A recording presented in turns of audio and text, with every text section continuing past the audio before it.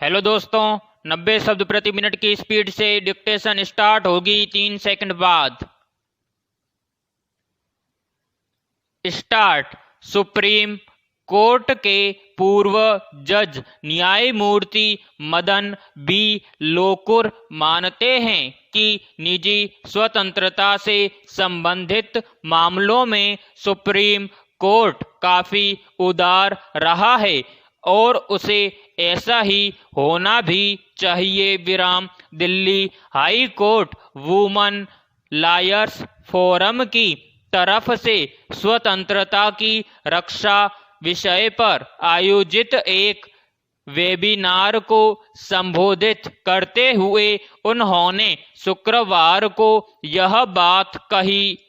Webinar के आयोजन में woman in criminal law association की भी हिस्सेदारी थी। विराम।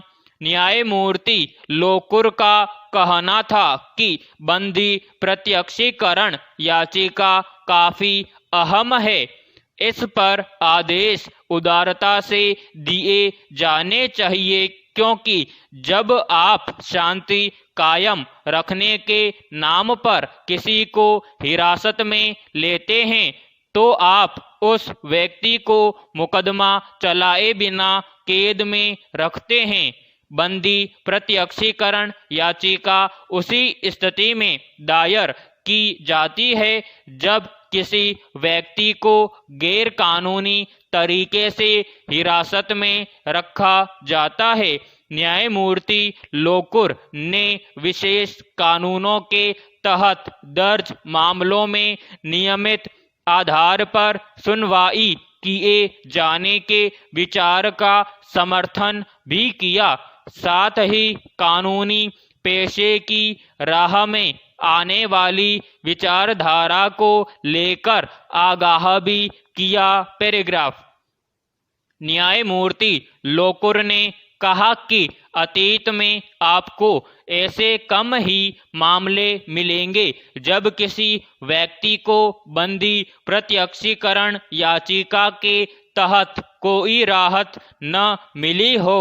अदालतों ने यहाँ तक कहा है कि अगर ऐसी एक याचिका खारिज भी हो जाए तो दूसरी याचिका दाखिल की जा सकती है। यानी एक बार याचिका खारिज हो गई तो रास्ता हमेशा के लिए बंद हो जाने वाली कोई बात नहीं है। उन्होंने कहा कि सुप्रीम कोर्ट बंदी प्रत्यक्षीकरण याचिका को लेकर उदार रहा है।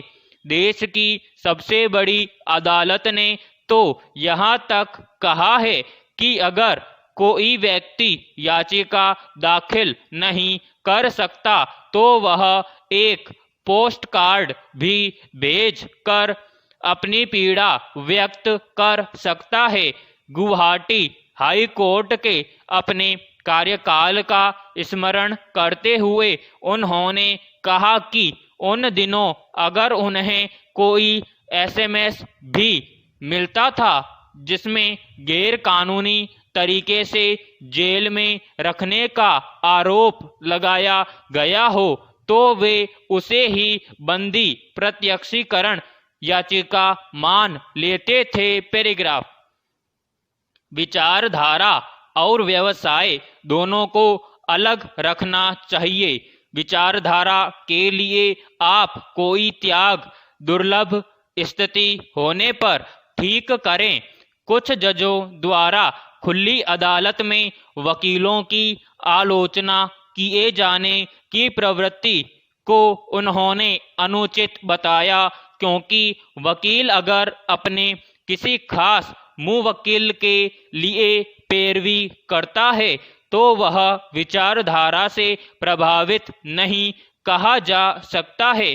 शालिनी गेरा ने कहा कि सरकार का समर्थन नहीं करने वाले वकीलों को जिहादी वकील और नक्सली वकील बताकर निशाना बनाने और अपमानित करने की प्रवृत्ति बढ़ रही है।